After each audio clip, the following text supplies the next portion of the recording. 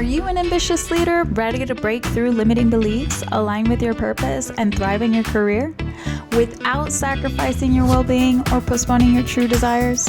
I'm Diana Ordonez, certified high-performance coach and your host. Each week, we'll dive into actionable insights and research-based strategies to help you unlock clarity, build unshakable confidence, and take courageous action toward a life of impact and fulfillment. If you're ready to overcome fear, embrace growth, and step boldly into your next level, you're in the right place. Let's create a life filled with courage and purpose together. Hi, Evelyn. I am so excited to be speaking with you today. I know we've had multiple conversations leading up to this, and I loved everything that you had to say about it because, you come from a different perspective and it all ties into how we become, the best versions of ourselves in our businesses, in our lives, and how it's, all coaching is life coaching because our bodies and our minds and our businesses and our relationships are all connected. And I'm just excited to hear about this new business that you're launching with the nutrition coaching. I know you've been doing personal training for so long, and now transitioning from meal prep to nutrition coaching so you can reach more people and change more lives is so exciting. So why don't you tell us a little bit about the nutrition coaching and how you work with people, and so that people get a sense of, your expertise and how nutrition coaching can maybe even help them. And then we can talk more like deeply about nutrition and movement and how it can impact the way we show up. Yes. So I'm going to backtrack just a little bit to give my background on how I even got into nutrition. So I actually, it all really started like with watching my mom go through her nutritional journey and her fitness journey and just kind of seeing, I was just like a witness to her going through this transformational process through fitness and eating well and eating a balanced diet and food that loves you back and that nourishes you. And I just saw how she went through this beautiful transition, and it wasn't just the weight she lost, that was a consequence of it all. And the food that she ate, it was like, her mindset changed. She was more positive. She was energetic. She was happy to be here and just like share moments with her loved ones and at feeling her best. And it just goes to show how far this can go and how this can trickle and have this sort of domino effect in all areas of our lives. And so she's my biggest inspiration. Watching her go through that, I was like, this is so cool. Like, I want to experience what this is like. So I decided to study nutrition and food science at Montclair State University. And I got my degree in nutrition and food science and a minor in psychology. So that's where I get the mindset component of, how my method and approach with handling clients and their journey, assisting them in the best way possible. So nutrition and food science and health, all that stuff was starting to develop in my life. And I also became a trainer at the same time. So I worked at several different gyms, doing personal, small group training, sometimes really big group training, and all different styles of training. I got certified.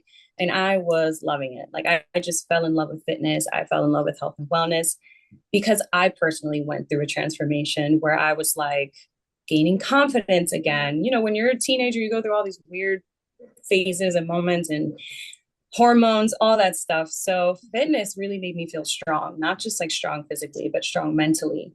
And I love that about exercise because you can actually see yourself growing, whether it's, in weight or in reps, or you see the number on the scale go down, like it's there and it's tangible and it's like, wow, I'm capable, I'm strong. So it develops this mindset, this growth mindset that I feel is just a key, huge aspect in all of this.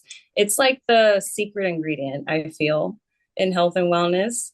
And once people get an understanding of that, like a whole new world emerges, I feel. And so I wanted to give that back to other people. And I was training and, getting my degree. I went through therapy myself. Like I was all in it. And I dove real deep into health and wellness and what that meant. And it's so many different things, and it's different for everyone. And you have to find what works for you and what makes sense. And so right now, leading up to now, I have developed a nutrition program in the past, and I worked with clients within that program where you could do one-on-one coaching, or you can do like a small group coaching through the program. And I came up with these services to give it an add-on in a way where you were physically working with me one-on-one, incorporating these healthy habits into your life. And I was like, wow, this is the impact that that had when you teach people the tools and the resources, not just giving them an answer, right? There's that quote, you feed a man a fish for a day. Give a man a fish, you feed him for a day. Teach a man how to fish, you feed him for a lifetime. And so that's the approach I'm taking with the nutrition coaching. I want to teach people the tools and the resources that they can use for the rest of their lives. You know, that's going to change the way they think about food. It's going to change the habits around food. It's going to change their mindset around food. It's going to change everything. And so those services, so that I didn't, know, but I was planting the seed at that point in time to be able to finally now launch these services on my own as Fit Fuel Flow. And I'm super excited about it. That's awesome. I love so much about what you said because, first of all, the food that loves you back, like say more about that. What is it? How does food love you, right? Some people are out there listening, like, what does that What does that mean? even mean? Yeah, I get it. Yeah, so I look at food as something that you have a relationship with, right? Just like your relationships in your life. You want to be loved back, right? Let's say you're in a romantic relationship. You want to be loved back. You want to give, you want to get what you're pouring out into others. And so many of us, you hear, or our friends or our family, I'm so exhausted. I keep giving and giving and giving and not getting anything in return. And it's like, we got to fill our cup up, right? And so food to me, when you're nourishing your body the right way, it's filling your cup in that way where it's filling your gut with all the good stuff that's going to make you feel good mentally, because how you eat can make you can get brain fog if you're not eating well. You can feel sluggish, fatigue, irritable, all of this. And then there's hormonal effects that are in that as well. And it affects how we show up in our day to day. And it's like, these things need to be taken seriously. If you want to show up as your best self, that's something you truly desire. These are things we need to think about. And so when I think of food, like if I'm looking at it in the context of a relationship, there's this mutual love that you want from one another that's expected.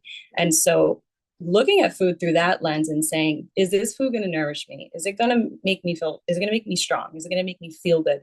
Am I going to be energized throughout my day to drop my kids off at school, to go to my full-time job and try to excel in my career? And also, come home, cook for my family, care to my husband, and, deal with the problems that are going on in my family and my friends who need me. And like, we can really we can go deep into that, but you get what I'm trying to say.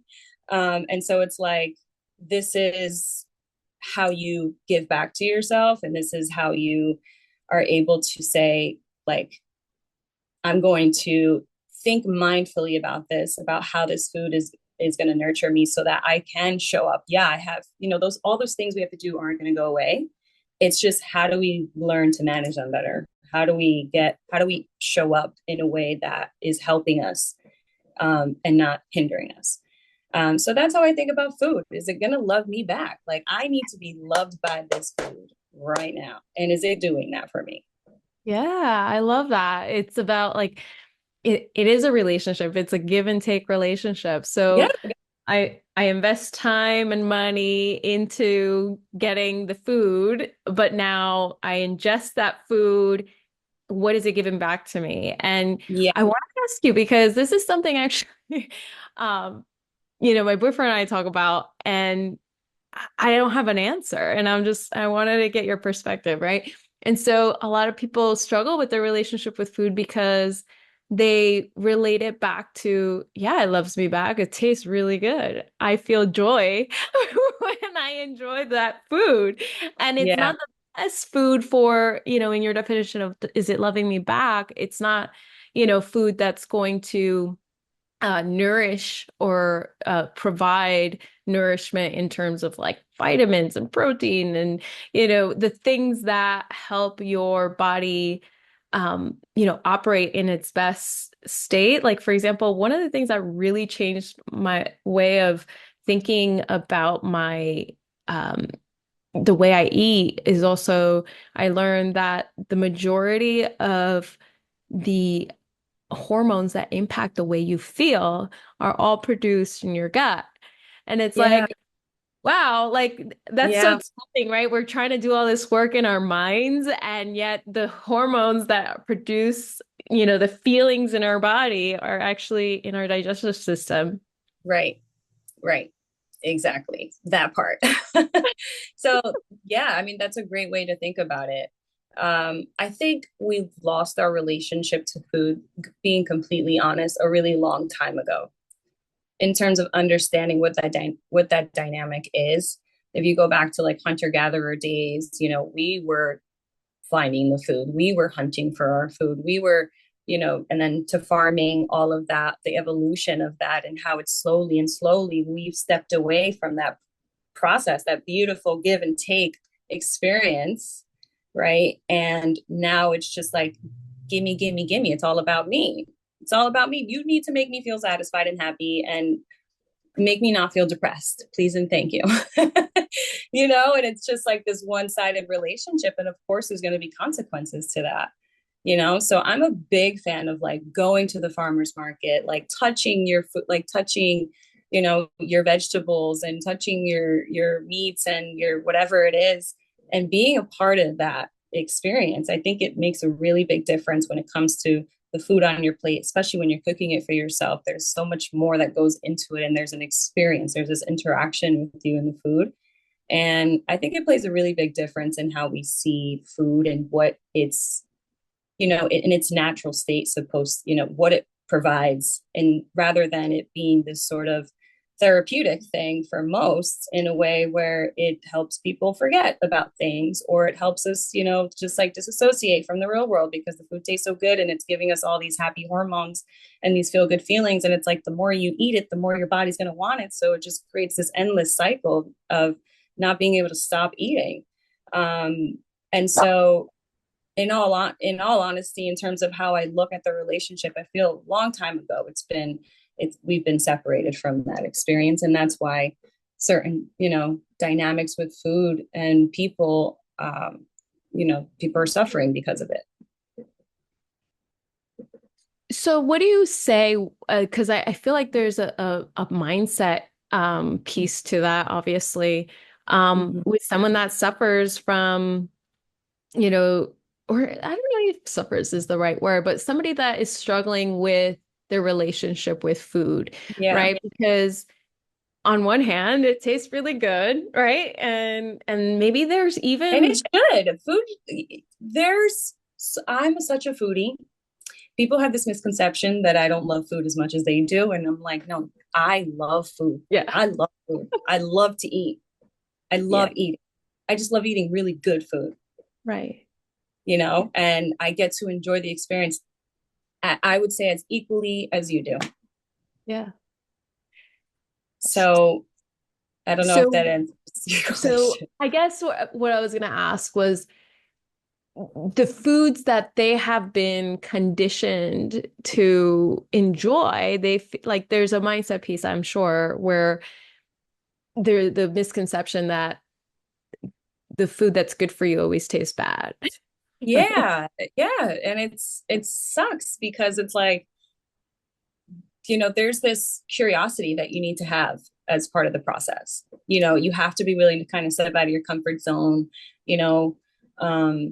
and try different things and go different places and go to the market and go to, like actually be a part of the process and this relationship dynamic with food. And I think that's a key component, the curiosity of stepping out of your comfort zone and trying different things. And also it's a process, it's a journey. Like, you don't just learn how to cook overnight or have a relationship with food. You have to take small steps along the way that create this big transformation in the long run, whether it's going to the farmer's market once a week and picking out your vegetables, right? Or, you know, meal prepping, trying meal prep and trying a new vegetable every week, or playing around with different recipes, getting creative. You might enjoy it. I found that this is like my piece. Like this moment in the kitchen, I tell my fiance, I'm like, you need to go. This is my time. No, you cannot breathe in here. No, you can. No, no. Grab anything you need, anything. And like, you can't, I don't want to see you for like an hour. I need this time. Like, I love it. I love the experience. I love feeding myself good food. You learn to enjoy the process and how it makes you feel. And because it's such a good thing for you to do, you feel like accomplished. You feel good about yourself. And you start, you know, just continuing this momentum of motivation and consistency that continues throughout your life. It's not something where you start and stop anymore. It's like this full lifestyle change. Yeah. And the lifestyle change. So like the habits that become like really ingrained in us, right, are the ones that like change and shift our identity. Like all of a sudden, I love what you said about exercise, how you said, oh, like I am strong, right? Like I am not only physically strong, I feel that I'm mentally strong because I challenge myself in these ways. And a lot of why fitness and nutrition are like so tied together in this like symbiotic way is like all of a sudden, if you like you read Atomic Habits, your like perception of who you are shifts. So not Yeah. only are you strong, you're the kind of person that takes Yes. care of their body, right? Yes, exactly. Yeah. I remember that book saying like, become the person that you envision in your head when you do this thing, like whatever it is. Yeah. And I think that's a beautiful way to put it. Yeah. Becoming that person. And that is just that full shift in your life that then you're like, oh, I can cook and I enjoy it and feel good. And then oh, maybe I can do this at work. Oh, maybe I can try to communicate better in my relationships. Oh, maybe I can be consistent in the gym. Like all these possibilities start to happen. And it's just like, it's a beautiful experience once you are able to witness it happen in your life. And fitness is one of the best ways to bring that. Yeah. And talk about, you know, feel good hormones. We talked about that a little bit when it deals with food. You know, fitness is like like you said, the secret ingredient, right? Because Best it drug. all starts there. Yeah. It's the best high. It's the best everything. Like I've never finished the workout and said, man, I really regret that. Right. Never. Right. Never. Right. Yeah. And so, what I love about fitness, right, is that it engages so many aspects of like growth because it engages the brain in a different way. There's so much studies that talk about, you know, when you go for a walk, all of a sudden your brain is engaged in different ways than if you were just to sit at your desk, right? Like so much research is there around if you move your body, you're going to release energy that is associated with trauma, right? Like being fully embodied. And there's so much about like, not only do your thoughts impact how you feel, but even if you place your body in certain postures or in certain oh God, yeah. Tony Robbins is big on this. yes, he is. And so, like, tell me about how all that context kind of influences the way you put together training programs or how you know, how that impacts your training sessions and how that impacts the way your nutrition coaching even evolves as you start working with people. Yeah.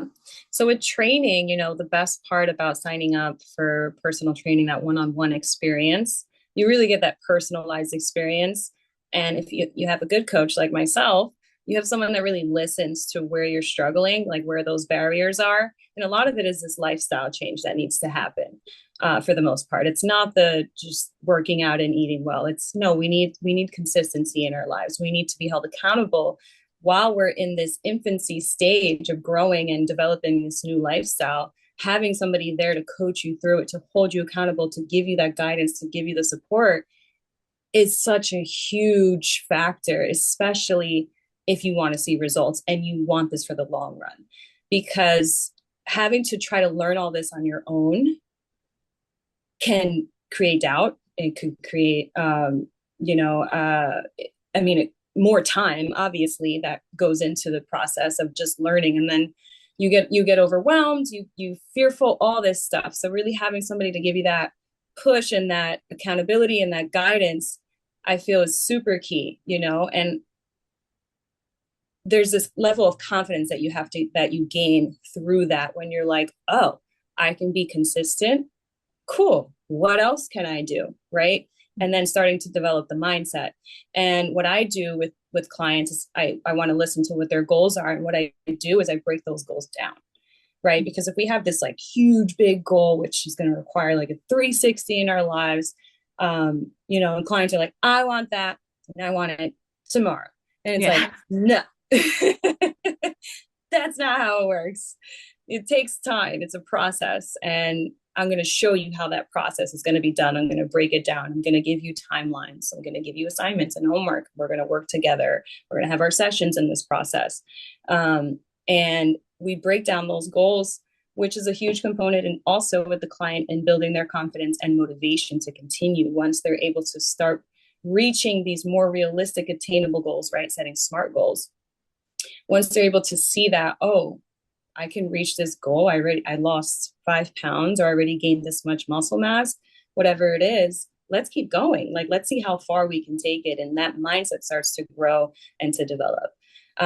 So that's how I would say with personal training is breaking things down, having a plan based off of the person and what I've learned from them and where their weaknesses are, where their strengths are, breaking down an entire program with them, presenting it to them, making sure they agree to it, they feel good about it, they feel excited about it. And really just, even before all that, just really getting to know the person and listening as much as I can, with as much curiosity as possible. And then I would say with the nutrition coaching, now this is different because it's teaching you the actual skills and giving you the tools that you need to succeed when it comes to healthy eating habits and eating food that loves you back, and having a positive relationship with food. And I think once people start getting their hands on food, once they're a part of the process, cleaning their veggies, chopping up their veggies, going to the farmer's market, whatever the case is, that relationship that starts to develop, it becomes a value in people's lives. And once they are able to use these tools, whether it's, signing up for a 1-hour meal prepping session with me, where we do it together. We weigh the food out. This is what we're going to eat. We already have the menu done, which we can create personalized menus for clients. So there's a service for all of it, the process of developing a relationship with food and changing our eating habits and our mindset around health and wellness and what that looks like. And so, whether it's meal prepping with me, whether it's going food shopping, because that's a process as well, right? Like, we can't just walk into the farmer's market or the supermarket unprepared to get what we need to get, because now we're wasting time. If you're hungry, you're screwed. You're buying everything in the store. Like it all matters. And so teaching people, how to create food shopping lists, how do you know how much you need? How to be as efficient as possible and create recipes that only take you 30 minutes, maybe out of your day, which you probably spend on your phone every day. What else? I feel like I'm missing one, but I can't remember. Food shopping, meal prepping. Oh, pantry cleanouts. So going to the client's home and going through their, it's a process, it's a journey. It can be uncomfortable sometimes, but it's like we go through their pantry together. We look at certain ingredients that they have, read the labels. Hey, do you know what this means? If the ingredients are, 2 paragraphs long, right? These little things that can teach you, oh, okay, this is what I want to avoid. And I know this now for a lifetime. I know this is locked in my toolbox type of thing. It goes a long, long way. Yeah. Yeah. So one of the things I work on with clients is the concept of impossible goals. And something you said that like struck me, right? It's like, oh, I spend so much time um, working with clients to like get past their limiting beliefs so that they can go after their impossible goal. Mm-hmm. And now I'm like, right. I mean, there is a process when you talk about like physically what you're capable of, you know, actually physically achieving within a certain amount of time, right? And but one of the things that we do when we talk about impossible goals, when we think about 10x is easier or better than 2x in our goals is, our mind has limitless capacity where our bodies have like kind of finite capacity because you can Mm-hmm. only do what you can do. But when we think this way, like anything is possible, we start asking ourselves these empowering questions. And one of these questions is like, what would make everything that you're doing or that you want to do easier or completely unnecessary? Right. And so when we start to look for what makes us get closer and closer to the goals faster, we think about things like, oh, if I had a coach, I wouldn't have to figure this all out. I wouldn't have to, Yeah. do all this research. I wouldn't like my workout would already be thought out for me. And this I just person, show up. yeah, and this person already knows like what is the one exercise, the one strategy, the one meal plan that is going to get me to those goals Yeah. faster. And it's like, okay, yeah, you might be, I've tried working out before. I've tried eating healthier before. I didn't like it, whatever. It's like, okay, well, one of the things that you can ask is like, well, what would make this easier? What would make this more fun? What would make this, faster, a faster process? And Yeah. that's you start to like see the value in, okay, yeah, I can maybe lose the amount of weight that I want within a shorter time frame than maybe is possible by myself, right? Or doing this other thing. Like sometimes it's like it takes so long just to like even when you do things by yourself, it takes so long to even get to the point where you know where to look, what information to trust. And that's when you stop taking action, right? Is when we start Yep. getting to like more information, more research, more, talk to more people. I feel like coaching, or whether that be for nutrition or fitness, is like, the accelerated path for any of your goals. Yeah. Yeah, for sure. I'm not the type, like I've come to the conclusion that like I'm really good at these things, not good at these things. Yeah. And being okay with that, Yeah. like I've hired coaches, to help me develop my website. I have always been the worst with technology in my life. Can that change? Absolutely. But I would rather hire someone to do this and assist me in doing this and make that process, turn it from this to this, learn along the way. And maybe next time around I can do it alone. But I having that push, also the accountability to do something you don't like or that you already have some sort of resistance in, you're not going to do it. Like you, especially as a beginner in whatever it is, having that person there to coach you and guide you through that process is going to change the game so that you're having to put less energy. It takes enough energy to just show up, especially Right. brand new beginner at something. That's it. That's all that like when you're coaching, whatever type of coaching, like we're starting at the bottom, like working our way up to developing this person we want to become. We got to meet ourselves where we're at. And there's this point where we have to be really, really honest with ourselves. Can I show up at level 10 right now? Or am I not there right now? Okay, I'm not there. That's okay. It's okay. But how can what can I do to like get there? Right. And what resources can I invest in, whatever the case is, services that I can invest in, because it's an investment within yourself. You're investing in yourself for the long term now. This isn't something you're going to do.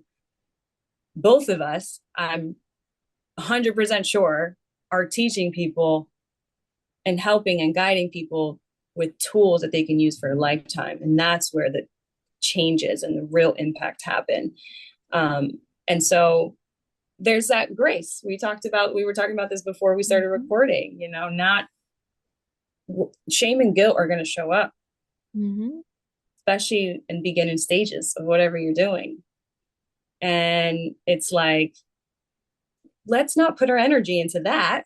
Let's just put our energy into showing up and working with someone to get to the point where we know how, no longer have to feel this way, and put our energy into the right things. And so I think, definitely having a coach, trainer, whatever it is in the beginning stages of your journey is crucial. Yeah, absolutely. One of the reasons it's so hard for us to like adopt new habits is we can't see ourselves from the outside. Like we just keep like repeating these patterns. Yes. And it feels so normal and natural and like makes sense. This is my truth. This is like what I've always done, and this is how I've always felt, and this is my like what makes sense for me. So that's why when I want to do something and I have these thought patterns about it, they feel so true, right? Like they feel so true until there's a person that is able to give you a new perspective, that's able to call you out on, hey, you said this, but I saw I saw you take this action, or you say you believe this about yourself, but I've also seen you be able to do this in this way, right? Like it's kind of like holding the mirror up. Like, hey, this is what you want, but you're doing, X, Y, and Z, but that's not going to get you this, or, you committed to this. So that holding up the mirror, obviously in a very professional, caring, loving way. I was going to say, because sometimes the mirror feels like it's shame, right? Like it feels like it's guilt. When they're doing it to themselves, it feels like, I should be working out, I should be eating, and that should work. So I'm always saying, like, stop shooting yourself. It's like, I heard this the other day. I think it was Mel Robbins. It's like, it's not I should. It's like I get to take care of my body. I am lucky enough to know that I can move my body, and that moving my body is going to make me feel better. And I can't wait to feel better, and not only feel better in my body, feel better about myself, about like you said, I feel strong. I put in the work to feel strong, right? Like I am the kind of person that works hard for that, goal that I want. And so that creates that confidence, that momentum. And confidence is really just like keeping the promises to ourselves, right? And so every time you say to yourself, I should be, I should be, I should be, and you don't do the thing you say you should be doing, you're creating that same belief that I am not, that leads to not being confident. I'm not keeping the promises to myself. I'm not doing the things that I say I believe I quote unquote be doing. So, how do you see sometimes it show up? Because by the time they get to your personal training, they're somewhat sold on like, this isn't working by myself. I need to need to do something. So they're somewhat like already on this journey. What would you say to someone that is like, that has a lot of resistance around identity, right? Like I'm not the kind of person that works out that way. I don't lift, I don't run, I don't do, that identity thing, or I just like this kind of, I like my desserts. I like my this, what is the perspective that you can share? Or how do you take a client that knows that they want to feel better, look better, and shift them from I am fill in the blank, I do fill in the blank, that reality for them to a new identity and to feel, motivated or like even like it's attainable for them to adopt a different way of thinking, believing, Yeah. behaving, etc. Yeah.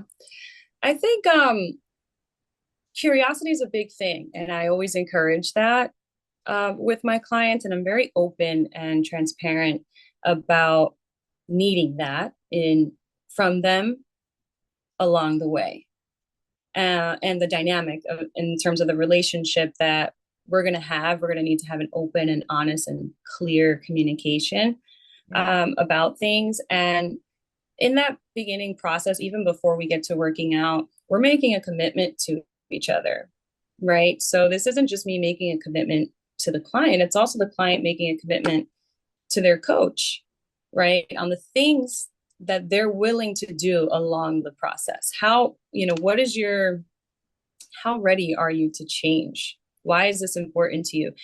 Going through that process with the client to sort of realize, hey, I'm going to have to really put in some significant work into this process. It's not just my coach isn't going to give me all the answers. That's not what we're doing here, right? You got to meet me halfway. All I ask is to just be curious enough. If you're not ready to, completely shift, that's fine. We break things down. That's how I like to do things anyway, right? So we take these small steps together towards changing the identity. For example, I have a client, she was it dairy she didn't drink? She had her coffee. It was black with 4 sugars every morning before eating. Like that was the first thing she did, first thing when she woke up. And I was like, okay, how am I going to get her? She has high blood pressure and, just some significant health concerns that brought her to, start working with me. So obviously I want to eliminate all that sugar that's going into that coffee. I mean, you have no fiber, you have no other substance to help you, sort of process this without giving you this extreme, automatic crash within an hour of your day after having all this sugar. It's just not a good start to your day, right? Plus the coffee, I always recommend clients to have coffee.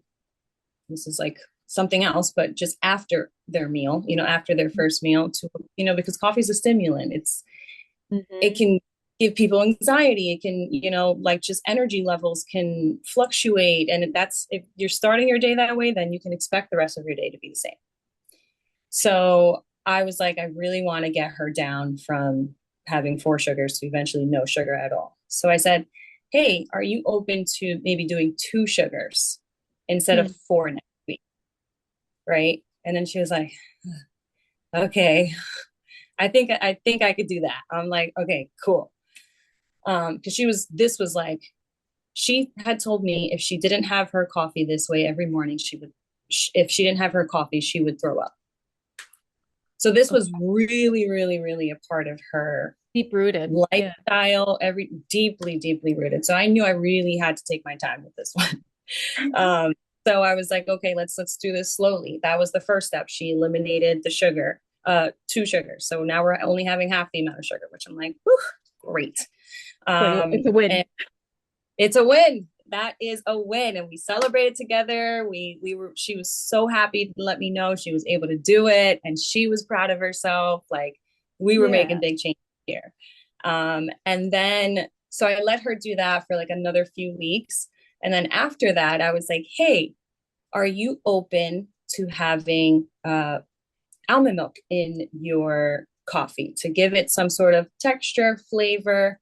Because she loves sweets, right? And that's really what it comes down to when it's having the 4 sugars. And I was like, well, almond milk can just add a different flavor to the coffee, give it some really savory rather than sweet.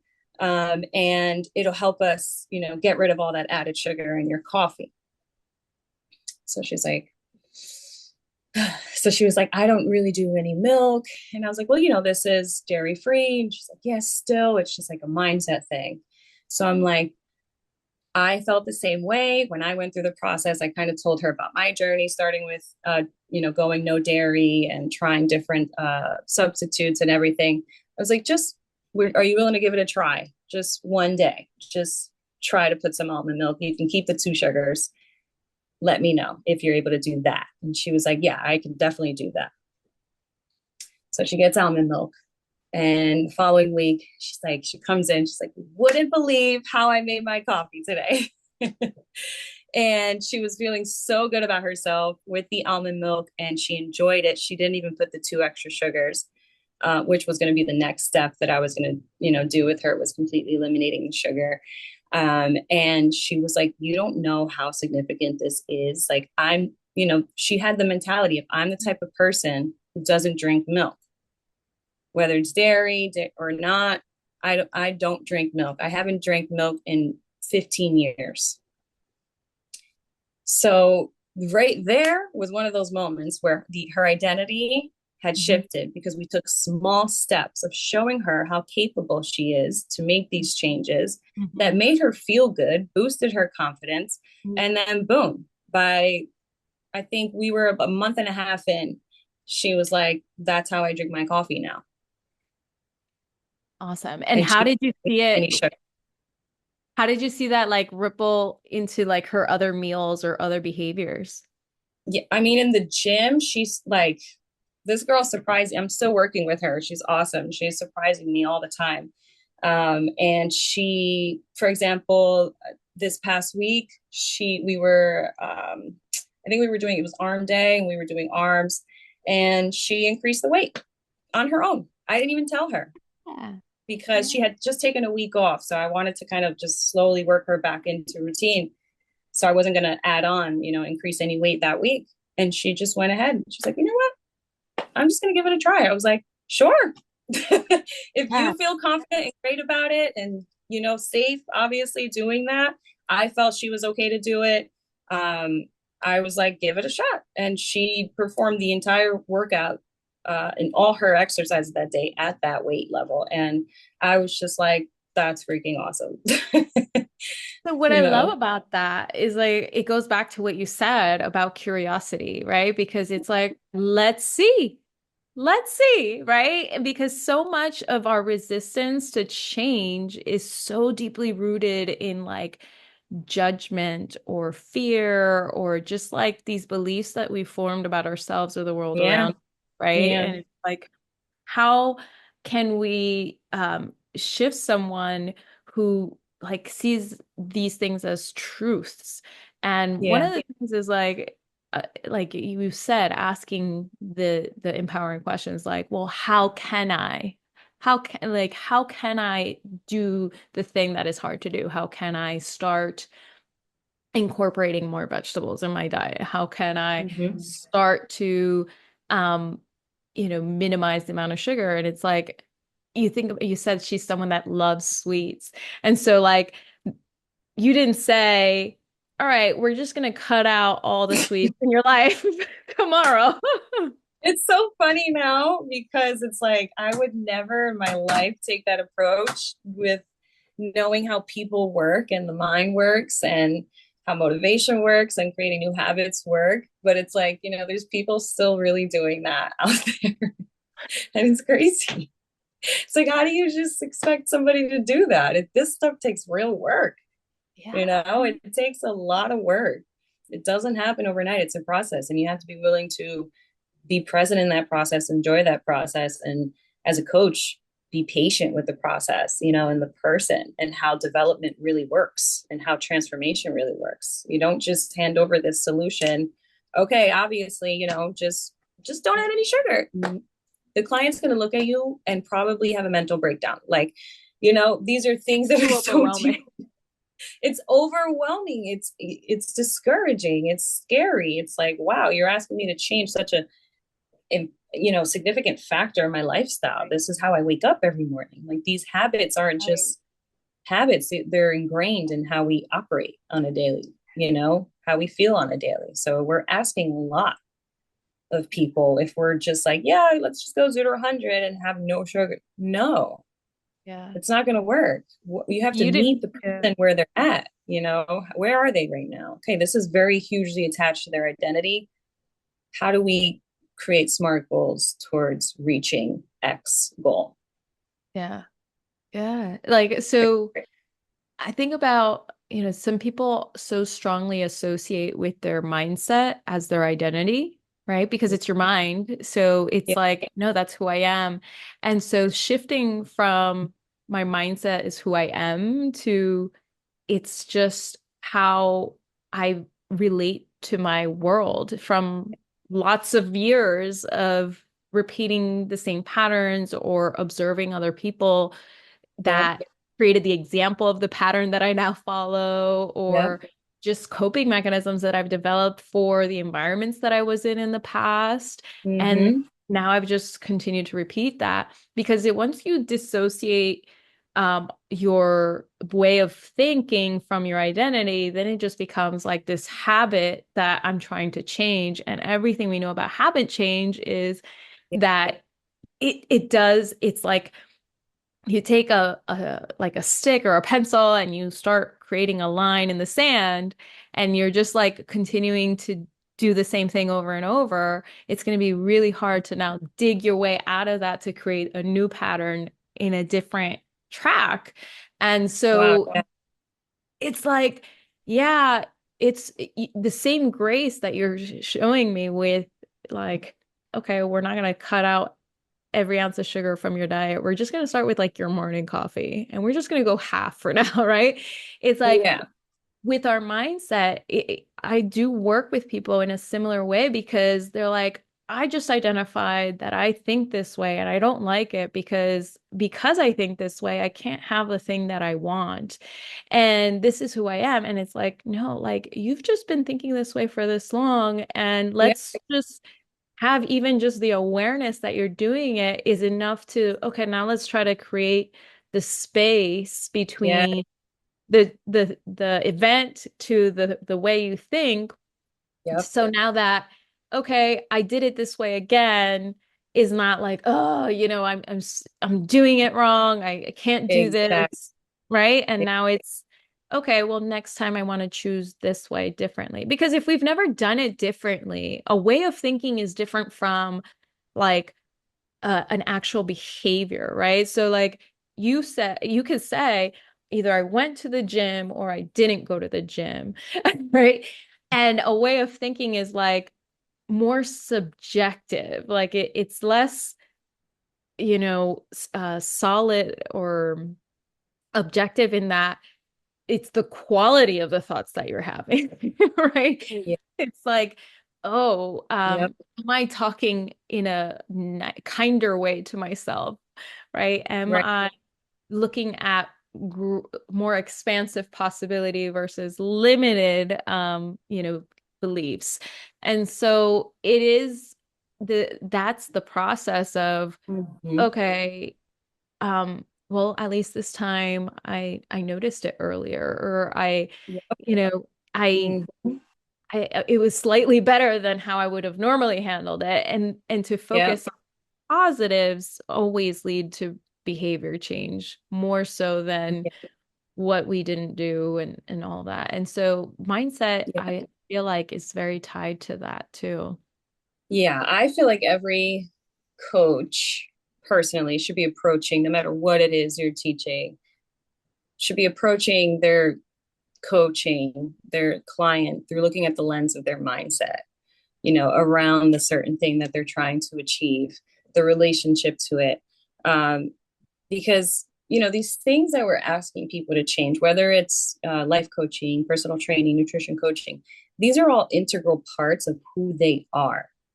And so when we say, hey, I want you to take out sugar from your diet, or I want you to take sugar out of your coffee. We're like threatening what they think their identity is, who Right, they are in their mind, right, right? So right. we're threatening now their identity. We haven't created that awareness that has some space away from this thing that doesn't identify me anymore. You can now choose when you create the space. But in the beginning, they're like this. Right. What?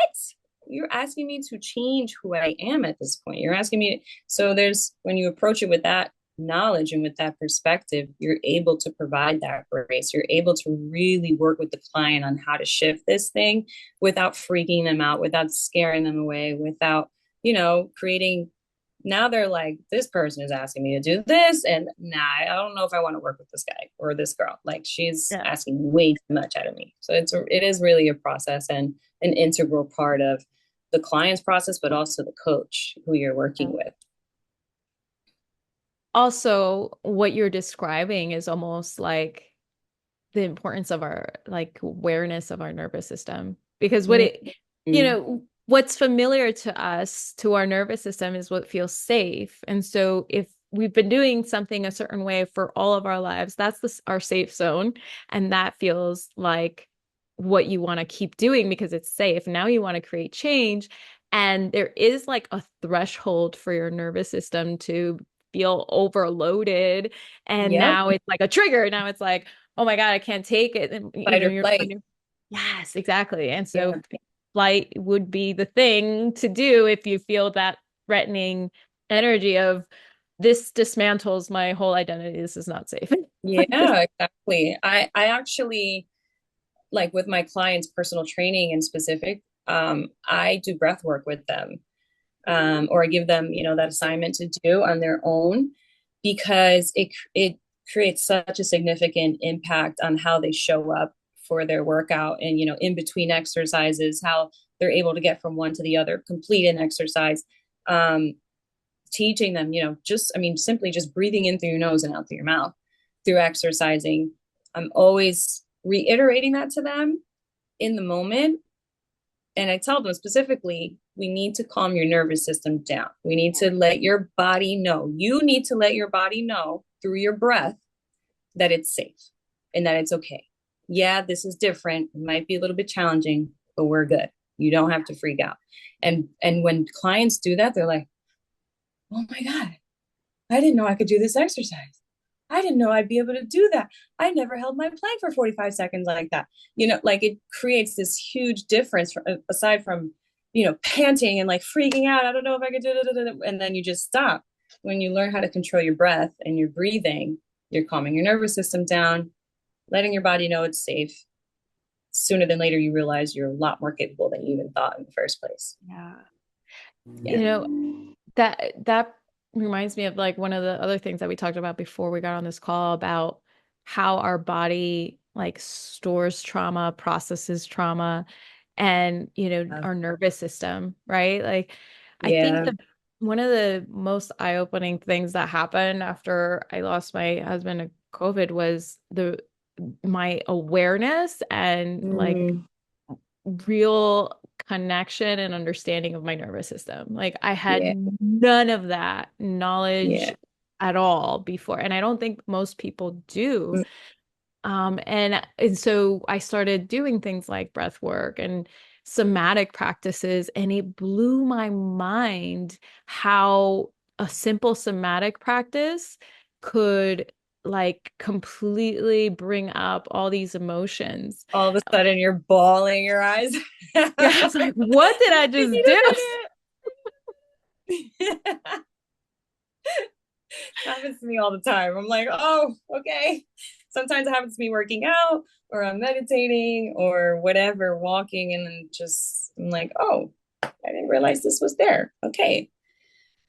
Unexpected, but let's do it. Let's go through this. Let's just let it out. It showed up through this movement, whatever it is, breath work. And such a beautiful, beautiful part of the connection you have with your body and using movement to release it. I just think of all the times, like, especially in the beginning of my journey, that like I would be working out and midway, I'm like, you're just like, wow, I didn't realize that this was all there. And then you start to realize, okay, I have some stuff I need to work through. There's something sitting heavy on my chest, or whatever the case is. So yeah, huge part of releasing trauma and just stored emotions that we no longer need. Bye-bye. You served your purpose. Thank you. And actually, like when you said that about crying through your workout, it actually reminded me of when when I did the renewed mindset program with Vita Project. Oh God, forget about it. I cried Yeah. basically the entire time. Yeah. So, it's like, I don't know if I knew that as an endurance runner, like as a distance runner, it impacted, how I dealt with, um, trials in my life, right? It made me resilient in that way. Like I had that awareness. I guess I didn't totally understand till I did renewed mindset Yeah. how quickly you're able to get access to and awareness of and bring to the surface all the stuff, all the emotion and all the um like thoughts that circle in your mind when like how the adversity that you face during a very challenging workout, our brain processes it no different from the adversity that we face in our lives, right? Yep. It like exposes the patterns so quickly, which makes it, an optimal time to like work on them. So it's like it makes you a better business owner. It makes you a better, better in your relationships because you understand, like it brings these things to the surface so that you can work on them so much faster than if you didn't, right? Like, Yeah. Yep. So true. I found that movement very early on in my life.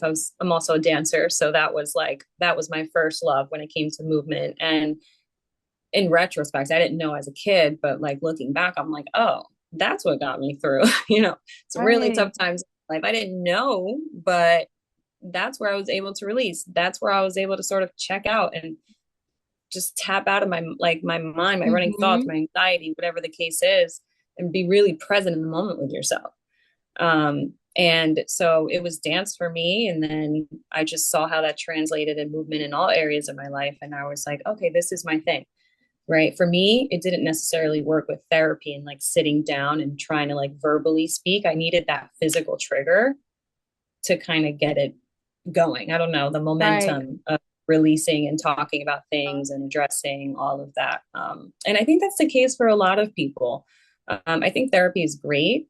Um, but there's emotions or energy in motion, right? So there's nothing like getting your body moving and getting those emotions to move as well and address them along the way. And I think physical movement is the catalyst. The Right. catalyst can be the catalyst for many things, clearly, but yeah, for definitely releasing emotions and trauma, it's a beautiful thing. Yeah. Like I couldn't agree more. And I think one of the things that you said that stuck out to me too is like it's that like energy and motion, right? Like our relationship with our body. I know that when my husband passed, I started dancing salsa, right? And there's like an aspect Yes. to that, right? That it's a joyful motion too, but it was Yes. like even though I had already started meditating, I don't think I there was anything I was able to do at that time that would get me more present than a Mm-hmm. dance. And Mm-hmm. even though I wasn't like thinking about the loss while I danced, the motion itself like allowed me to like release a lot of the energy that I was feeling. And if you don't, if you're not fully present for the dance, you can't like catch the lead Yeah, you're that's happening. screwed. So it's You're like, screwed. right. You quiet your mind for everything else and you're just in your body. Like, where do I put my hand? How do I move my body? And Yeah. it's so life-giving. So it's like a gift to yourself, right? Like, and Yeah. sometimes we think about like mo movement and exercise as like this punishment. And Yeah.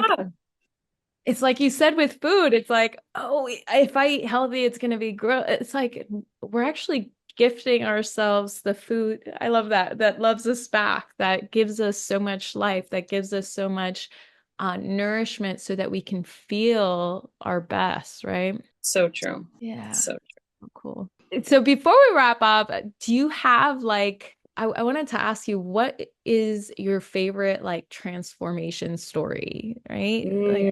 Oh my God, there's so many. I'm going like way back. Favorite is hard because I think it's changed over the years as I've developed. I immediately go back to when I first started coaching clients, and the first gym that I ever worked at, it was like a 10-week program, and so it was unlimited classes, small group classes they could do, and we would coach them nutritionally for these 10 weeks. And it, progressively got harder. And along the way, we did certain things.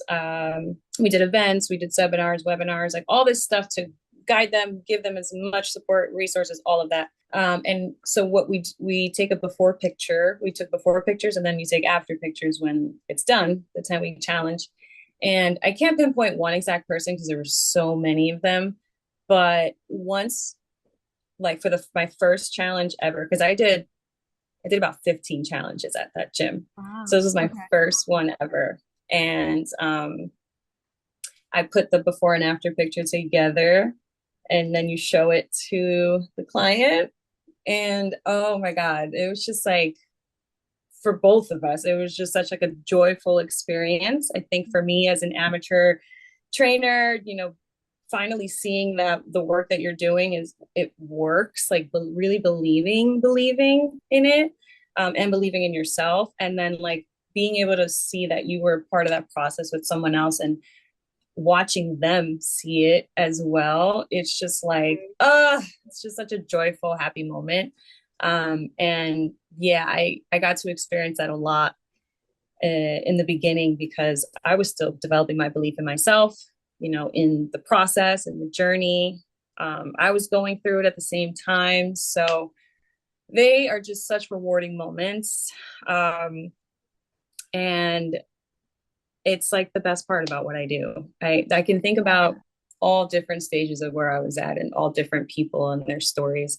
Um, One time I had a client, and she basically, like, I was transitioning and going from one gym to another, and she wrote me a card and basically said, "You saved my life." And I was like, whoa.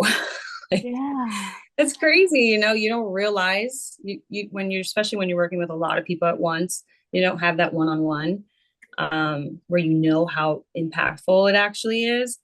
You're just going through the process and the steps, and for someone to, people to come up to you and just sort of tell you and open up to you how important this experience was and how much it changed their lives. Like, Yeah.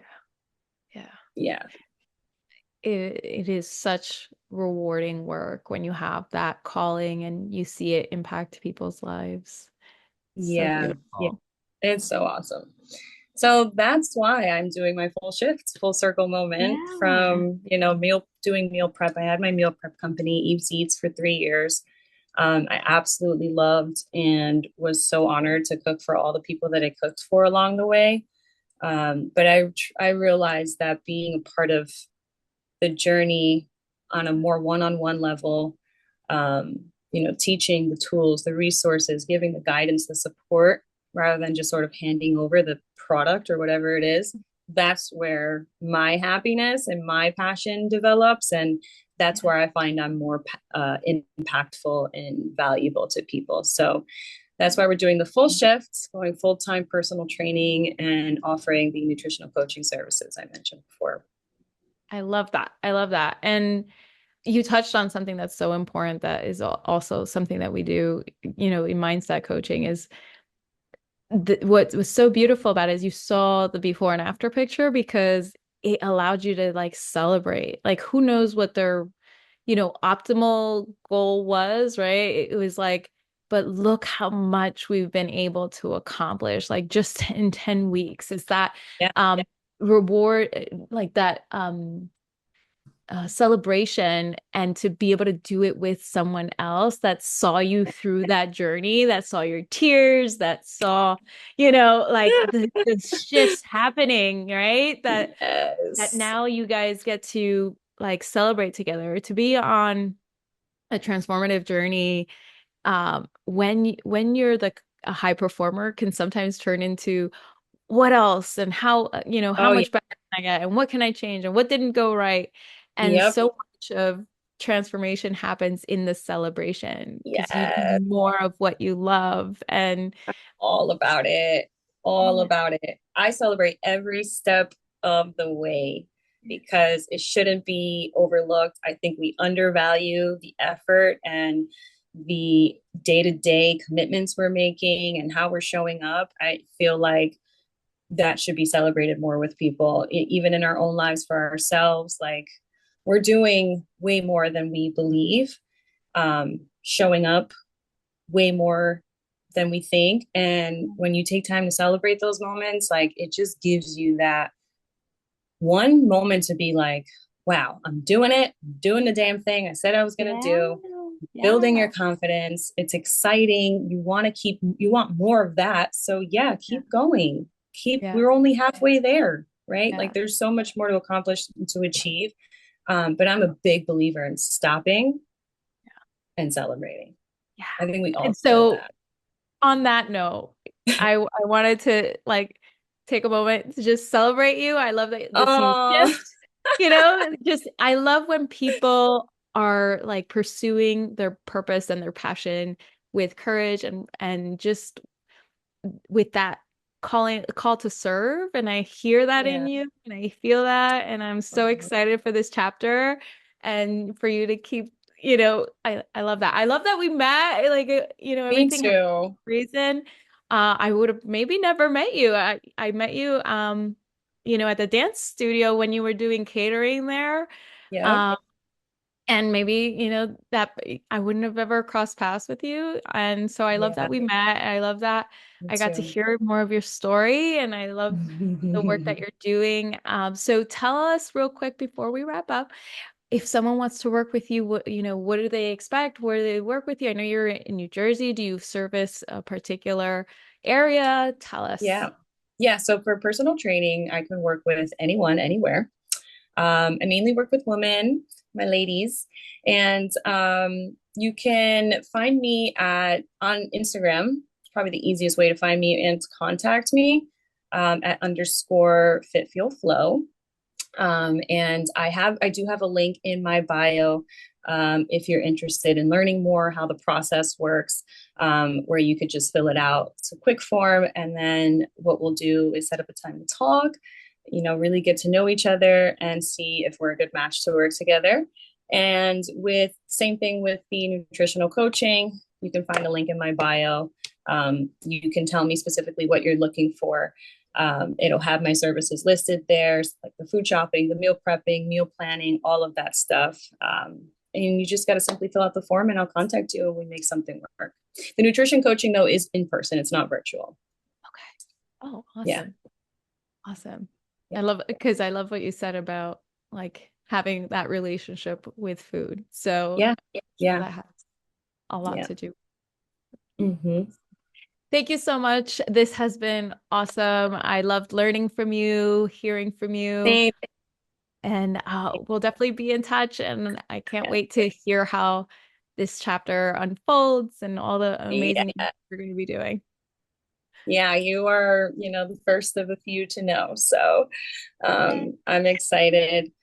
It's definitely a transition and just a big shift. So I'm glad that it's being received well. I'm still learning as well along in my journey and my process. So thank you so much for your kind words and for having me. Evelyn, have a great rest of your week. We'll be in touch. Thank you. We'll be in touch. Thank you for tuning into today's episode of Courage and Purpose. I hope today's insights inspired you to take bold action and align your life and career with what truly matters to you. If you're ready to dive deeper, I invite you to download my free Action Indicator Assessment, a powerful tool to help you uncover what's holding you back and take the next step towards clarity and confidence. Just visit www.lifeonpurpose.coach/action indicator to get started today. If you found value in today's episode, please subscribe, leave a review, and share this podcast with someone who could use a little extra courage on their journey. Until next time, stay true to your purpose, lead with courage, and keep thriving.